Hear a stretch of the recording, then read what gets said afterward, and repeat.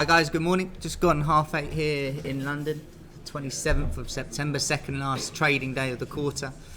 We'll have a quick look over the markets, how we traded going into the Fed announcement, the reaction we saw from that, any stories that came out overnight, and we'll start actually with just having a look at the DAX. As you can see, if I bring that into picture here, my middle left chart, we're just breaking out the lower end of the range that we've had for the week here. So the DAX is pushing lower.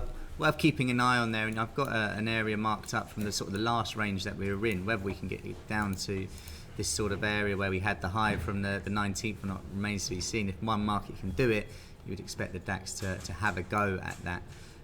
Really, this coming through in the sort of the aftermath of the Fed, of course, and you could be forgiven for thinking they were overly hawkish, as you can look to the right-hand side where my mouse is now, and S&P came down relatively strongly. However, the T-notes bottom right also having a decent reaction, but this case to the upside. So this morning a bit of risk off in the market, T-notes higher, equities lower, the DAX really leading the way here, the S&P coming back down to its low of the day. Let's have a quick look over to see how the Nasdaq is trading as well, also on its low. Dow Jones, coming to that low as well, but the dollar yen, obviously usually a good indication for sort of safe haven flow, is actually also on its low. So the yen strengthening there, despite the dollar also picking up in terms of the euro and pound, both making a low this morning. We'll come on to the euro in a bit more detail. It's not really a follow through of the Fed, you would say, last night, but more concerns in Italy sort of driving the market. So in the build up to the Fed announcement, yesterday at 7, it was a very quiet day. The markets were typically choppy, range bound, not much going on. Even when we had data out the day before with consumer confidence multi-year high, markets didn't really blink. So it was, of course, in the sort of anticipation for what was going to come. Before the announcement yesterday, I think it was bringing oil into the picture, was the only real data highlight, coming at its usual slot at the 3:30 UK time on Wednesday, and you can see typically messy there as we pushed higher to come back lower, and a really key level support that we found back on Monday on what it was on Monday was the R1. You can see found support initially, just didn't want to go, and then the sort of morning support that we had on the 24th this Monday then acted as a sort of the boost for the push higher. We have continued to push on following the area support around 71.5, albeit we had some comments overnight which sort of helped push oil higher. And let me just transition the chart. So Energy Secretary Rick Perry says he isn't considering release from the Strategic Petroleum Reserve to offset American sanctions. So this really helping to sort of push oil price higher. So they're not concerned about using those sort of reserves to bring oil price down. That in turn has sort of led to this move higher in oil. And I think, all things considered, that double sort of top you've got from the Monday and Tuesday could well come into play this morning as we continue to push higher in what has really been quite a nice trending market. We mentioned yesterday closer to 3:30 for the release that any sort of move lower would just attract dip buyers effectively to get back in long. Yes, you would have been helped by these comments overnight, but definitely a market to, I think, go in to each day sort of favouring the upside, headline permitting. What the market was waiting for, and I'm sure you guys at home are waiting for as well, was the Fed announcement that we had at 7 and the press conference at 7:30. If we just have a look at the actual markets as a whole, the reaction you can see from the top right. Well, let me just go through one by one. You've got the euro on that Fed decision pushed higher to come back low and really finish that sort of hourly candle from 7 o'clock, pretty much where it started, and that was how the dollar index itself kind of finished for the day, quite flat. The pound, very similar. Let me just bring up the pound. In terms, you had a push higher initially, sort of perceived as dovish and then coming back to neutral. So quite similar reactions in both the euro pound. Interestingly, the Aussie dollar, as you can see here, real big push to the upside. New Zealand dollar also following suit, finding resistance on its weekly high before coming back lower. I mean, at the time, I was speaking to a few people and they said they felt that was an overreaction. Anyway, and we have continued to come lower and test the S1 in the Aussie dollar's case and the New Zealand dollar sort of near that weekly low, as the dollar has started to strengthen a bit more this morning. Not necessarily because of the hawkish reaction we saw last night, as that didn't really filter through. What were the key points from yesterday? I just transition over. I've sent out in the research quite a decent article, I think, from ING, just sort of summarising what happened. If not, it's on their Twitter. We saw this week in the language the removal of the accommodative monetary stance. We saw the dot plot revision. You can see here similar or the same exactly for 2020 and 2021. I think quite interestingly from a market reaction, it sort of showed neither it to be dovish or hawkish. We did the poll earlier in the morning yesterday, the sort of between the two or three reactions: hawkish, dovish, or neutral. Neutral didn't really get much of a vote, and I guess that's how it ended last night. I mean, my personal opinion is that it's there's a fair bit more dollar strength to come. I feel the market, where we saw the Bloomberg survey from I think it was last week, where they're predicting there to be 3 rate hikes next year. The dot plots would suggest that as well. The market, however, only really pricing in 1 for now. So all things considered, the dollar should start to strengthen, given the fact that quarter 3 GDP is expected to be above your sort of 4% again, which would obviously be a good figure. Inflationary numbers from the Fed all above their sort of 2% target. Wages are up. Unemployment expected to sort of drop over the coming time to that 18-year low at 3.5%, which is quite incredible. December hike is priced in. 12 or 16 of the Fed members believe that to be the case. So maybe we'll while December is already sort of that's now going to be priced in, and it's going to be a yes about next year. But with the 1 hike really priced in, what's going to happen with the other 2 on top of that? Maybe a bit more sort of dollar strength going to be left on the table. In that article from ING, they mentioned a couple of the sort of the tailwinds, or the headwinds I should say, to sort of restrict number 3 of those hikes to happen. Obviously you've got the fiscal stimulus gradually fading away. The borrowing costs are now higher, of course. Stronger US dollar, yes, to an extent that could sort of impact that, but Trump has had his way really. The dollar has weakened over the last few weeks. I know not literally since the 19th of July when he first started talking about it, but over the last few weeks we have seen obviously euro push higher, pound push higher, perhaps for other reasons as well, but the dollar has weakened really going into this meeting.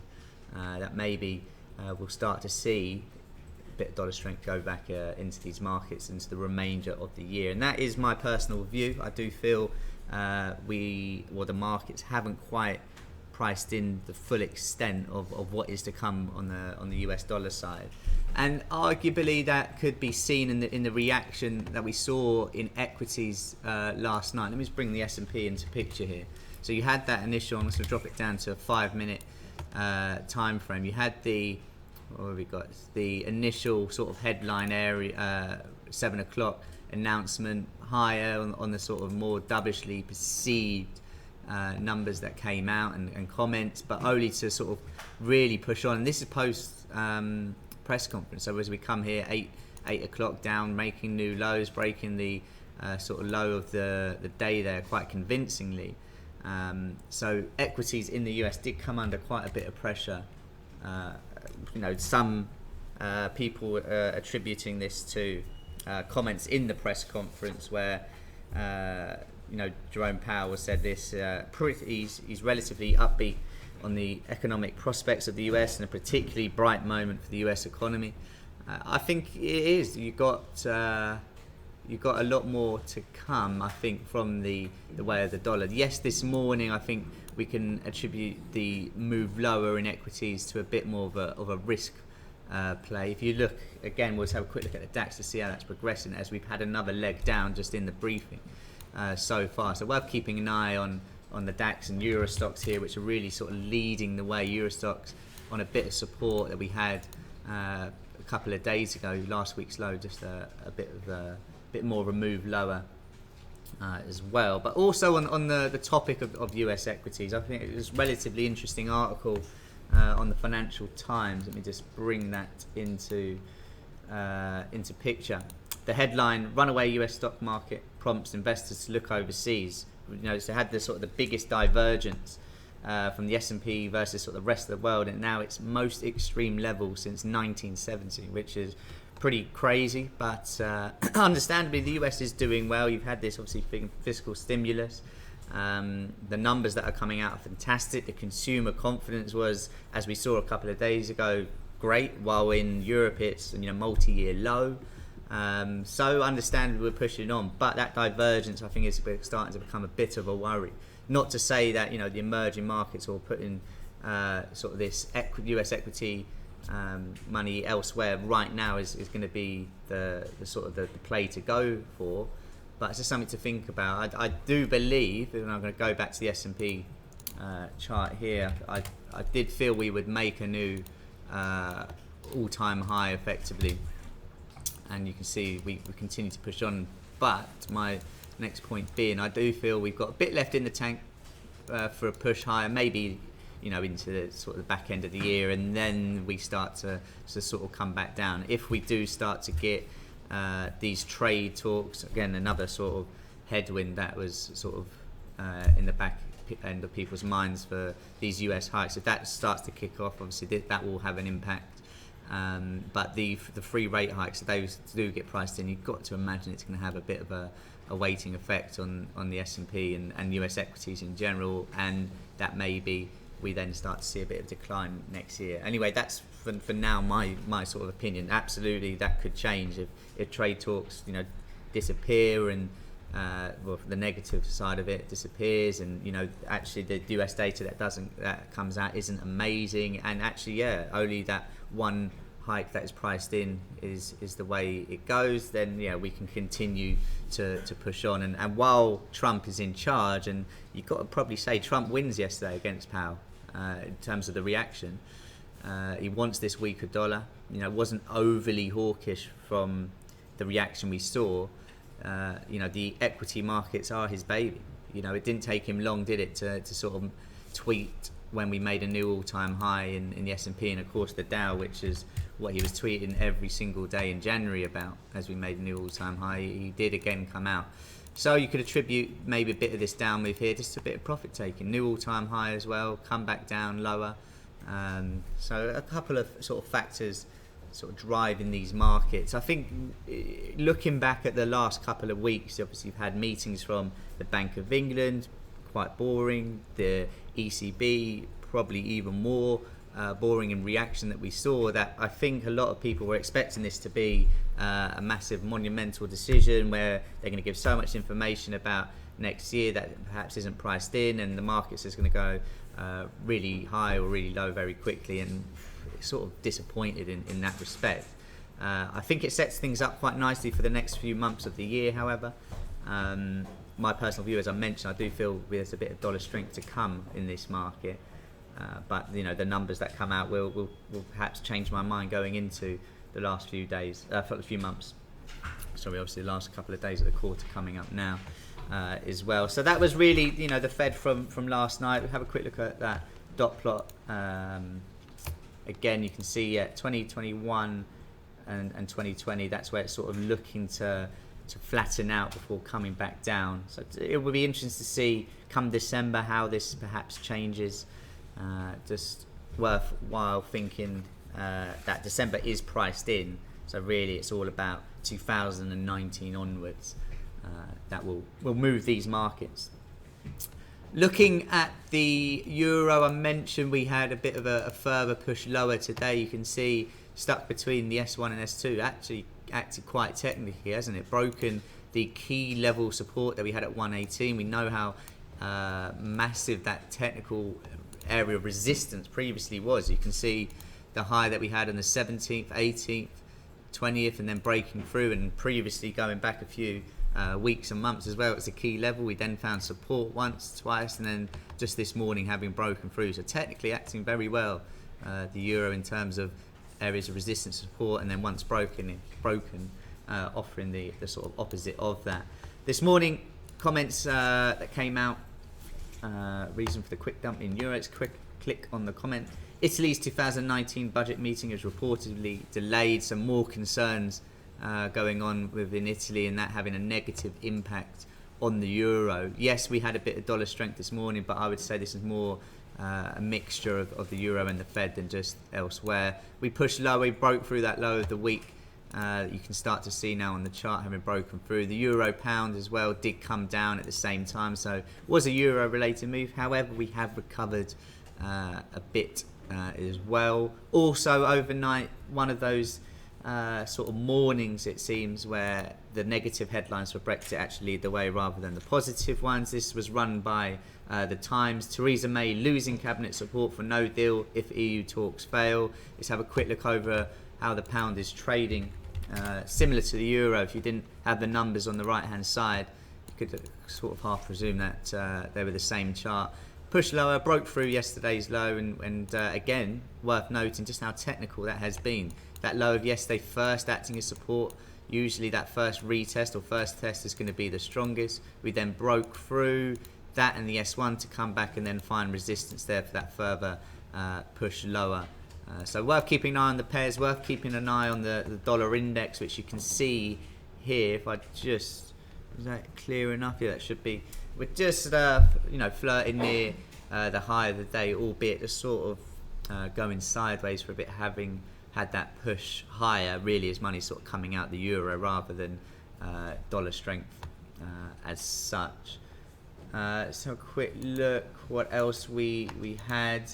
Comments this morning on my way to the work were really just sort of saying how the stocks were muted. It wasn't a massive reaction that we saw. A lot of markets did finish flat, so it'll be quite interesting to see today how the markets sort of pan out. Let them tell you what is going on. I think let's have a quick look. Let's run through the sort of the setups, how it's going. The DAX has continued to go lower. Equities in general are on their lows, where you've got the more safe haven considered markets higher. T-notes, yen, gold even actually catching a bid, which has been unusual in recent times, as it does act more off the dollar side of things. If you were to go purely off the dollar strength we perhaps seen this morning, you would expect to see gold come lower. The reaction we had from gold last night was again similar of the US dollar, in a bit dovish, then sort of the pullback of that. So it will be interesting to see how gold pans out today. In terms of equities, if I just bring in the S&P to picture, I mentioned we are pushing lower, and you can see that low from yesterday, was touched there to the tick. I think the key level for today's price action, and whether we can actually get a reversal or not, I think the pivot is key. You had those lows from the Monday, the Tuesday evening. So the pivot for the S&P, yes, I know that is quite far away, but in terms of looking to go long, I wouldn't really be wanting to sort of to buy the dip right now. I'd rather let the market tell me we're going to go higher, and a break above that pivot would be the sort of the key sort of signal for that. The pound, I think it's going to be, unfortunately, one of those days where not necessarily unfortunately, it depends on your bias, I guess, where the headlines are more negative overnight. So to sort of go along with looking for places to go short, I think would be my view for now. We are coming obviously lower. Let's have a quick look at this potential trend line from those lows. I guess you can see we're sort of finding a bit of support on that, having had the sort of the low of the Friday and the Monday also matching up quite nicely now. And you've got S1, S2 and the low that we had from the 25th, so Tuesday there as well in the mix. So a bit of support coming up for the pound as well. So you had those comments overnight from oil, from the energy secretaries. Have a quick look at how oil is trading. The high of the day almost being tested. I think you have to favour the upside for oil, whether it's a break of those highs to then target the overall high of the week. I think that's not a bad option, or looking for a bit of support. If we lower the time frame down, and you can see just how good 72.20 area, we found support before breaking down, then resistance. So it's been respected quite a few times already. Quite a key level around here. Other than the low of the day, I think that's not a bad place to look to go long if we weren't to break that high. Worth keeping an eye on Brent as well, of course, which is sort of leading the way to those multiple year highs and dragging WTI higher sometimes as well. So I'll be looking at that correlation, how that is panning out as well. Let me just bring in the calendar for today. We had some European numbers out this morning, and if I just lower this down to 8 o'clock, let's see, where's 8 o'clock? We did actually, well, you can't really see it from this candle, but we did push higher off the back of those numbers coming out, which were better than expected.